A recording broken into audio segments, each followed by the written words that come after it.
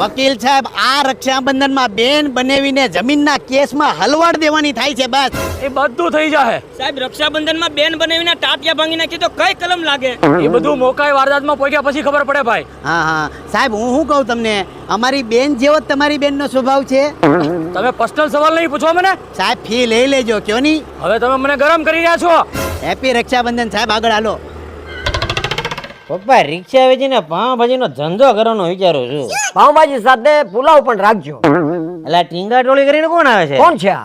સાહેબ શાર સવારીમાં ટાયર ફાટે તો કઈ કલમ લાગે? તમને કલમ ની પડી છે ધીમે ધીમે ધીમે ધીમે સાહેબ, આવો સાહેબ, ગાડી બંધ કરો. આવો આવો સાહેબ, આવો સાહેબ. મારી ફાઇલ ક્યાં છે? સાહેબ આ છે સાહેબ, ફાઇલ આ છે. આવો સાહેબ. અને જમીન કોની વેચવાની એ છે? બધું તમને માનીને કહું સાહેબ.